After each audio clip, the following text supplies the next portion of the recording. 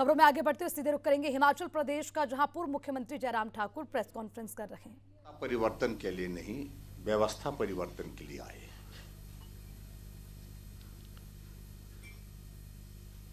और व्यवस्था परिवर्तन से अभिप्राय क्या है, इस बात को लेकर के अभी तक कोई समझ नहीं पाया है किस प्रकार की व्यवस्था परिवर्तन वो करना चाहते हैं। हिमाचल प्रदेश में जब भारतीय जनता पार्टी की सरकार बनी थी, हमने एक निर्णय लिया उस दिन कि हम थोड़ा हट करके चलें, नए इनिशिएटिव शुरू करें, बदले की भावना के साथ इस देवभूमि हिमाचल प्रदेश में काम की जो संस्कृति पिछले कुछ वर्षों से देखने को मिली है उसको रोकना चाहिए। और हमने पूरे 5 वर्ष के कार्यकाल में प्रतिशोध की भावना से, बदले की भावना से कोई भी कार्य नहीं किया। जो पहले दिन कहा था, अंतिम दिन तक उस पर अक्षरशः उस पर पालन किया।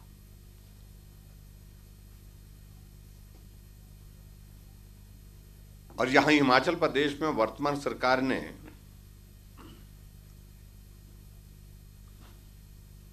सत्ता में आते ही आनन फानन में, अभी मंत्रिमंडल का गठन हुआ नहीं था, और यह भी हिमाचल प्रदेश के इतिहास में पहली बार देखने को मिला जहां मुख्यमंत्री के साथ उप मुख्यमंत्री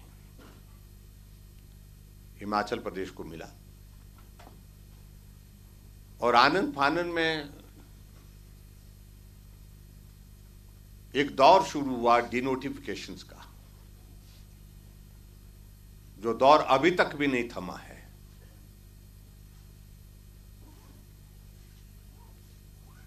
अगर व्यवस्था परिवर्तन के संदर्भ में अगर माननीय मुख्यमंत्री जी बात कह रहे हैं तो उसका अभिप्राय क्या है? डिनोटिफिकेशन से व्यवस्था परिवर्तित होगी क्या?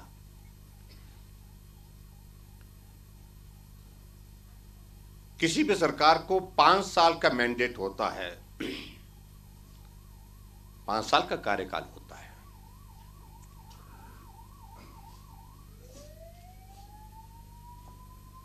और 5 साल में से वर्तमान सरकार ने पूरे एक फाइनेंशियल ईयर की सारी जो भी हमने जनहित में निर्णय लिए थे, उन निर्णयों को रिव्यू करने के साथ साथ में जो संस्थान खोले थे उनको डिनोटिफाई करने की प्रक्रिया शुरू की।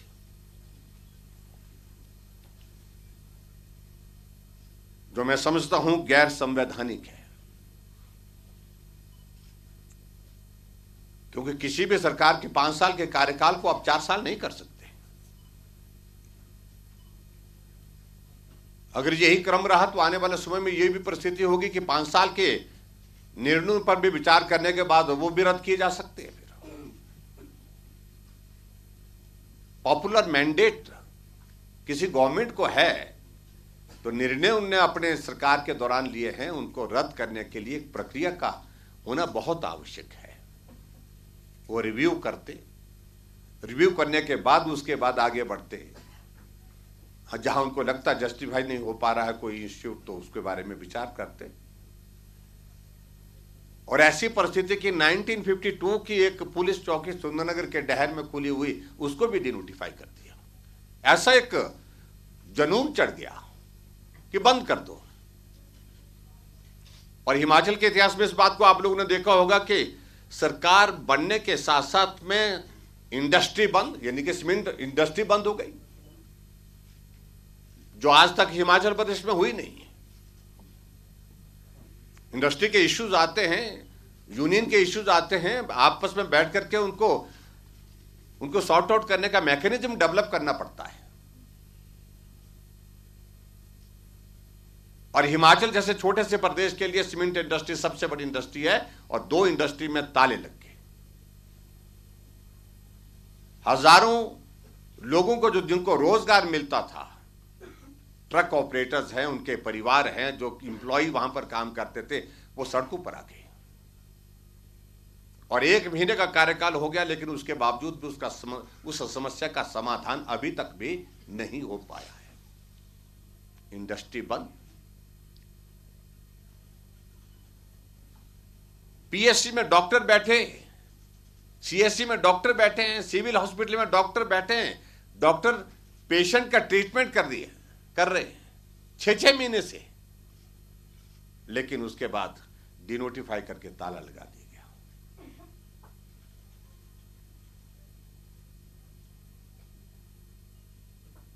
और हद तो तब है कि एक जगह एसडीएम का दफ्तर खोले, यहां पर विक्रम जी यहां पर एसडीएम के दफ्तर खोले। एसडीएम ने वहां अपनी एक व्यवस्था के अनुसार चुनाव का संचालन किया। चुनाव का संचालन करने के बाद चुनाव का परिणाम घोषित किया और सर्टिफिकेट भी दे दिया, लेकिन उसके बाद डिनोटिफाई कर दिया गया। एक्शन पीडब्ल्यूडी का बैठा हुआ, आईपीएस का बैठा हुआ, इलेक्शन बोर्ड का बैठा हुआ 6-6 महीने से काम कर रहे हैं, 7-7 महीने से काम कर रहे हैं, लेकिन उसके बावजूद अब ताला लगा दिया गया। तहसीलदार 6-6 महीने से बैठे हुए, तहसीलें बंद कर दी, सब तहसीलें बंद कर दी। एक तरह की अनार्की जिसको बोलते हैं कि पूरे समाज में इस प्रकार से फैल गई, और परिणाम उसका देखा होगा आप लोगों ने। 1 सप्ताह की सरकार बनने के बाद लोग सड़कों पर आ गए। यह आज तक के इतिहास में हिमाचल प्रदेश में कहीं देखने को नहीं मिला। क्या यही व्यवस्था परिवर्तन है? प्रश्न ये खड़ा होता है।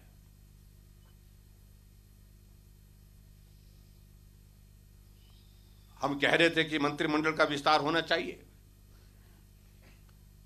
कर नहीं पा रहे थे। दिल्ली कई बार गए, कई बार आना हुआ, कई बार जाना हुआ, लेकिन समाधान नहीं हुआ। लेकिन विचित्र परिस्थिति, शाम को मुख्यमंत्री कहते हैं कि अभी क्या चल रहा है, क्या कौन सा मुहूर्त चल रहा है, क्या बोल रहा है, राहु काल चल रहा है। और राहु काल चल रहा है, लेकिन सुबह राहु काल में ही शब्द ग्रहण का इनविटेशन आ गया।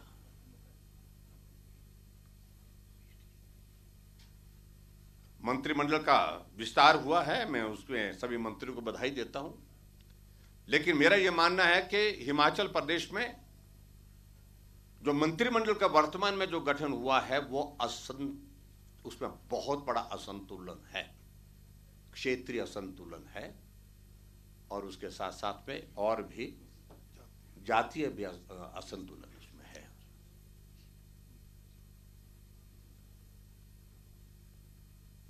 मंडी लोकसभा से हम मानते हैं कि उनको सीटें कम मिली, लेकिन कांगड़ा ने तो सरकार बनाने में निर्णायक भूमिका निभाई है।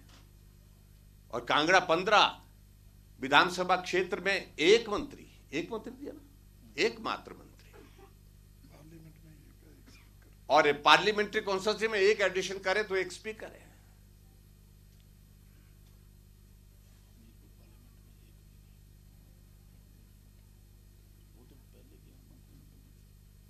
लेकिन उसके बावजूद जो लोग विधायक नहीं हैं और विधायक नहीं होने के बावजूद उनको कैबिनेट मंत्री के दर्जे दिए गए हैं, एक नहीं 3 उसमें हो गए।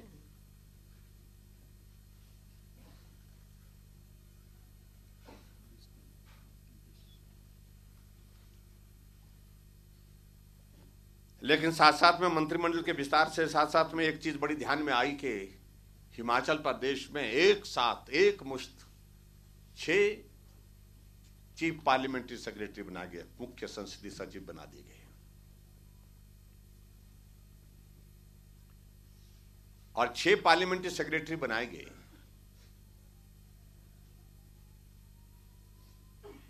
उसकी जरूरत क्या पड़ी आखिरकार इतना अविश्वास का भाव क्यों है कांग्रेस पार्टी के अंदर, कहीं भाग ना जाए, चले ना जाए, छोड़ ना जाए। एक परिस्थिति इस प्रकार की पैदा हुई है और उसका परिणाम यह है। और एक तरफ कहा जा रहा है कि हम व्यवस्था परिवर्तन में हिमाचल प्रदेश में रिसोर्सेज जनरेट करने की बात कर रहे हैं, कम खर्चा करेंगे,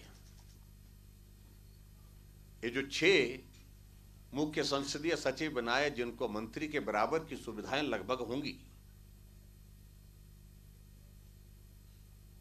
क्या उस पर कोई खर्चा नहीं होगा? गाड़ियां चलेंगी, दफ्तर होगा, सारा प्रोटोकॉल जो है वो मंत्री के बराबर के लगभग होता है।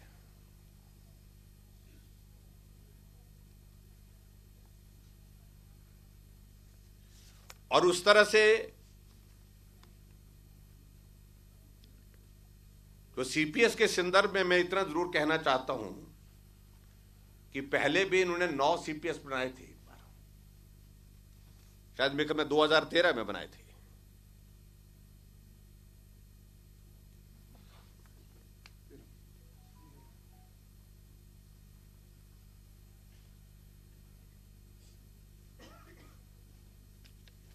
बहुत डिटेल्स में अगर मैं ज्यादा नहीं उसमें जाना चाह रहा हूं,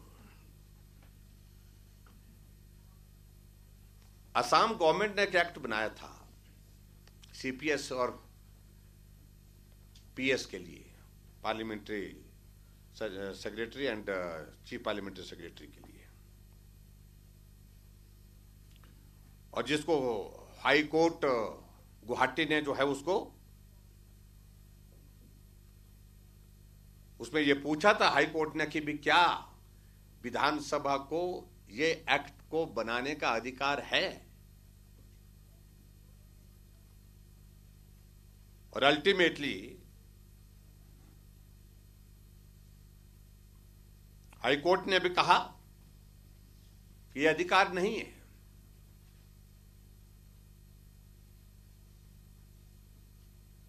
और उसके बाद मामला सुप्रीम कोर्ट तक गया, और सुप्रीम कोर्ट में जो article 164(1)(a) constitutional amendment of जो कॉन्स्टिट्यूशनल अमेंडमेंट के इसमें जो उन्होंने जो बात कही है, उन्होंने कहा है, सुप्रीम कोर्ट ने कहा कि ये बेसिक जो स्पिरिट है जो 164(1)(a) के इस स्पिरिट के अगेंस्ट है, जहां मंत्रिमंडल की संख्या सीमित की गई है, निर्धारित की गई है, उस स्पिरिट के अगेंस्ट जाता है। और ये स्ट्राइक डाउन हुआ है। सुप्रीम कोर्ट ने हाई कोर्ट के उस निर्णय को जो है वो यथावत रखते हुए स्ट्राइक डाउन किया गया।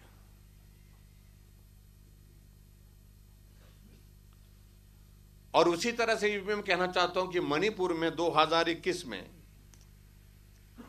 फिर वो भी सुप्रीम कोर्ट में गए थे, और मणिपुर ने कहा था कि जो हमने जो सीपीएस बनाए हैं उनको यथावत स्थिति में रहने दिया जाए।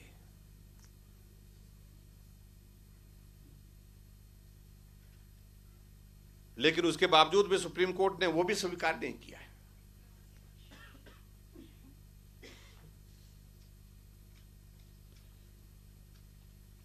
और मणिपुर की गवर्नमेंट इसी बात को लेकर के गई थी कि विधानसभा को अधिकार है किसी एक्ट को बनाने का, लेकिन उसके बावजूद सुप्रीम कोर्ट ने उसको भी स्ट्राइक डाउन किया।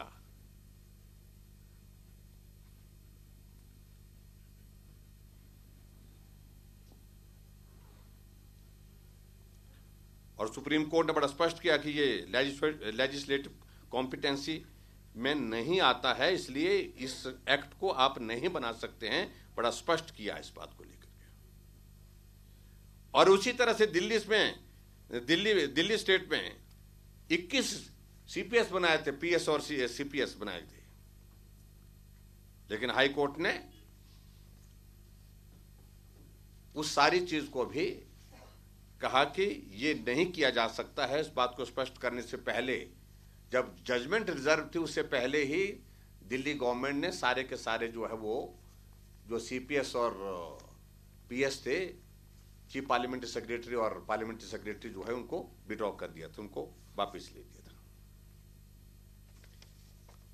लेकिन उसके बावजूद बड़ी हिम्मत के साथ यहाँ हिमाचल प्रदेश सरकार ने निर्णय किया कि हम हिमाचल प्रदेश में बनाएंगे सीपीएस, और सीपीएस बनाए, और सीपीएस बनाने की संख्या भी उनने बहुत बड़ी संख्या 6 लोगों को एक साथ बनाया है।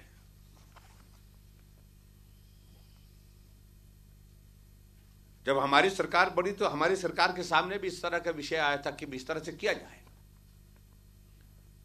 लेकिन हमने एथिकली इस बात को स्वीकार किया